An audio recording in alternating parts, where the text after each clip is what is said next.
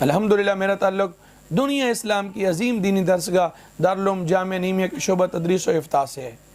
لیکن میں یہ دل سے یہ بات کہنا چاہتا ہوں کہ الحمدللہ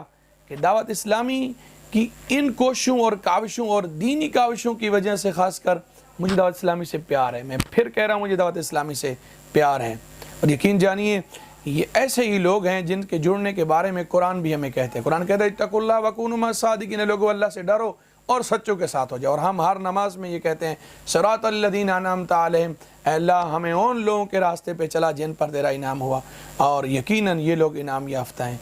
40 سال مکمل ہونے کو ہیں، کوئی زیادہ عرصہ نہیں ہے، لیکن اس کا کام دیکھیے، یہ خلوص ہے، یہ خدمت خلق کا جذبہ ہے، الہیت تھی کہ ایک بندہ جو ایک مسجد کا امام تھا بس شروع سے، لیکن اس نے اپنے چند رفقا کے ساتھ، اپنے چند دوستوں کے ساتھ ایک جماعت کی جب اس کی بنیاد رکھی، نیت اچھی سی، اخلاص تھا، تو پھر اللہ نے کیسا رنگ لایا۔ آج محض تھوڑے سے عرصہ، 40 سال کا عرصہ کوئی زیادہ نہیں ہے،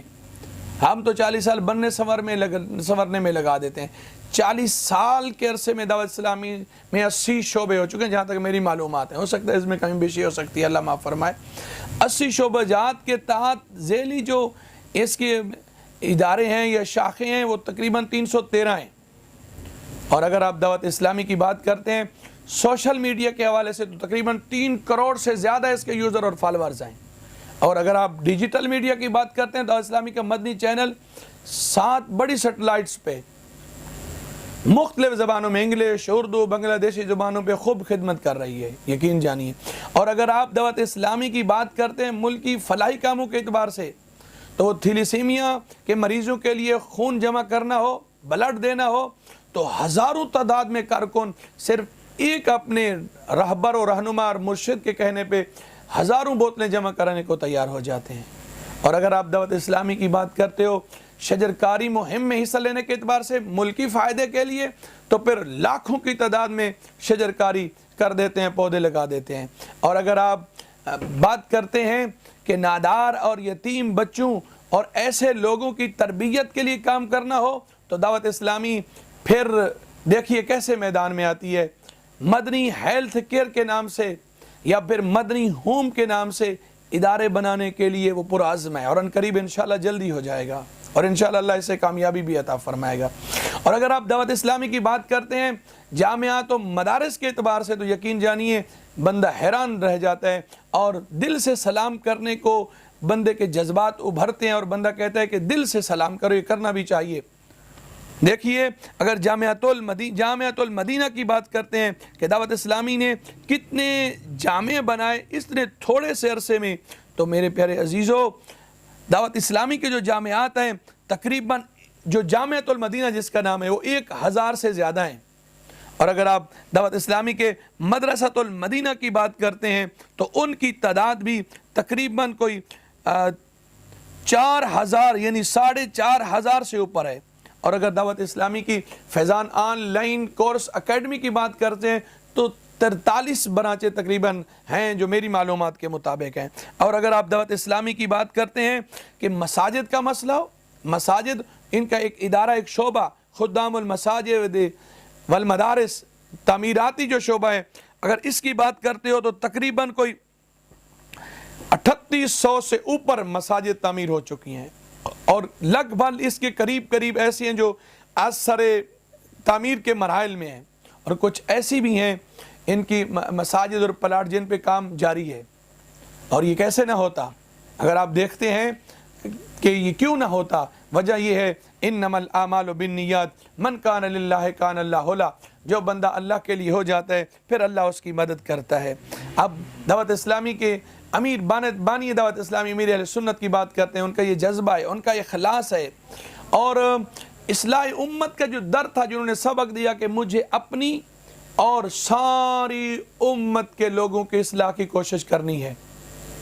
الدین والنصیحہ، اس حدیث پاک کے جذبہ کے تحت، تو پھر وہ کتنے حد تک اس میں کامیاب ہو گئے۔ کتنے لوگ ہیں، اگر آپ صرف مسلمانوں کیا اگر آپ یہ دیکھتے ہو کہ کتنے لوگ مسلمان ہوئے تو کثیر تعداد میں ایک وہ لوگ جو ادارہ اسلام میں نہیں تھے، دعوت اسلامی کے ماحول سے متاثر ہو کر ان کی ایک ترغیب دلانے کی وجہ سے، جذبہ دلانے کی وجہ سے وہ لوگ مسلمان ہوئے ہیں۔ یہی وجہ ہے ملک پاکستان ہو یا بیرون ممالک ہو، دعوت اسلامی کا کام زوروں شوروں سے اور دن بدن ترقی کے منازل طے کر رہا ہے۔ اور اگر آپ دیکھتے ہیں ان کے جذبات کو، دعوت اسلامی کی یہ ساری چیزیں، تو پتہ چلتا ہے کہ انہوں نے کہا تھا اصلاح امت پر مشتمل ان کا جو مقصد تھا، کتنی بڑی تعداد ایسے نوجوان ہیں جنہوں نے الحمدللہ داڑیاں رکھ لی ہیں، عام نوجوان ہیں، یعنی کاروباری افراد ہیں، کتنے ایسے لوگ ہیں جنہوں نے سروں پہ امامہ شریف سجا لیا، اللہ کے نبی علیہ السلام کی سنتوں کو اپنانے والے اور سنتوں کو پھیلانے والے ہو گئے۔ اور اگر دعوت اسلامی کی آپ بات کرتے ہیں، فیضان شریعت کورس چاہے اسلامی بھائیوں کے لیے ہو یا اسلامی بہنوں کے لیے ہو، تو وہ بھی زور و شوروں سے ہے۔ اور اگر آپ دعوت اسلامی کی بات کرتے ہیں مدرسہ بالغان، تو دیکھیے کتنی تعداد میں دعوت اسلامی نے اپنے بندے مقرر کیے ہیں جو لوگوں کو مساجد میں، دکانوں پہ جا جا کے دینی چیزوں کی، دینی اشیاء کی اور دینی کاموں کی اور جو ہماری ضروریات زندگی کے جو ضروری مسائل ہیں ان کی آگاہی دیتے ہیں، بتاتے ہیں۔ یقین جانیے ایسا کیوں نہ ہوتا؟ دیکھیے کہ اس میں للہیت اور میرے پیارے حبیب صلی اللہ علیہ وسلم کا پیار کتنا ہے۔ یہی وجہ ہے کہ نبی اکرم صلی اللہ علیہ وسلم کی محبت کا یہ منہ بولتا ثبوت ہے۔ دعوت اسلامی نے جن اداروں کے جو نام رکھے تو نبی اکرم صلی اللہ علیہ وسلم کے پیارے شہر سے منسوب کیا۔ اگر جامعہ بنایا تو جامعۃ المدینہ، مدرسہ بنایا تو مدرسۃ المدینہ۔ اگر سکول سسٹم کی بات کرتے تقریباً 98 برانچیں ہیں سکول سسٹم کی، تو اس کا نام رکھا تو وہ بھی دار المدینہ۔ ہر چیز کے ساتھ مدینہ شریف، ہر چیز کو مدینہ شریف سے جوڑا ہے، مدینہ شریف کی نسبت قائم کی ہے۔ اور اگر آپ دیکھتے ہیں کہ حوصلہ افزائی کے طور پر اگر وہ کسی کو انعامات سے نوازے تو اس کا نام مدنی انعامات ہے۔ اور اگر آپ دیکھتے ہیں کہ اگر نادار یتیموں کی تربیت کے لیے کوئی ادارہ قائم کرنا چاہے تو اس کا نام مدنی ہیلتھ کیئر ہے، یہ مدنی ہومز کے نام سے ایسی چیزیں ہیں۔ اور اگر آپ دیکھتے ہیں کہ اگر کوئی قافلوں میں جہاں لوگ الحمدللہ ان کے حکم پہ 12 مہینے یعنی پورا سال قافلوں کا سفر اختیار کرتے ہیں دینی کاموں کے لیے، تو اس کا نام بھی مدنی قافلہ ہے۔ کون سا ادارہ میں بتاؤں دعوت اسلامی کا کہ جس میں آپ دیکھیے، اگر آپ یہ کتب کے طرف شعبہ جات کی طرف جاتے ہیں تو مکتبہ بناتے ہیں تو مکتبۃ المدینہ۔ اور اگر آپ کتب کے شائع کرنے کے اعتبار سے ادارہ ہے اس کا نام المدینۃ العلمیہ، یعنی اس کا تعلق بھی نبی اکرم صلی اللہ علیہ وسلم کے پیارے شہر سے جوڑتے ہیں۔ اور پھر اس کا ثمرہ کتنا ملتا ہے کہ لاکھوں کتابیں اور لاکھوں ایک رسالہ جو چھپتا ہے، کئی دنوں میں لاکھوں تعداد تک وہ بک جاتا ہے، لوگ اسے پڑھ لیتے ہیں۔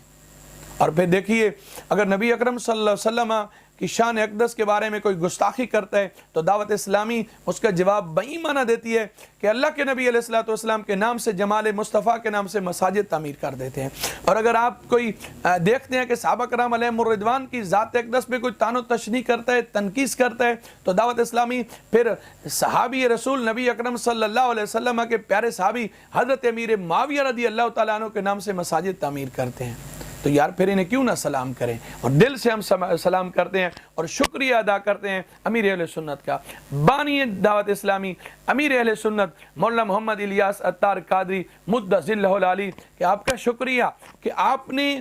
انسانوں اور خاص کر مسلمانوں کے لیے کیا کیا چیزیں نہ کی۔ اللہ تعالیٰ آپ کی اس دعوت اسلامی کو ہمیشہ ترقی عطا فرمائے اور ہم سب کو دعوت اسلامی کے ساتھ جڑے رہنے کی توفیق عطا فرمائے، چونکہ اگر ہم اس کا شکریہ نہیں ادا کریں گے تو من لم یشکر الناس لم یشکر اللہ، جو پھر مخلوق خدا کا شکریہ ادا نہیں کرتا گویا کہ اس نے اللہ کا شکریہ ادا نہیں کیا۔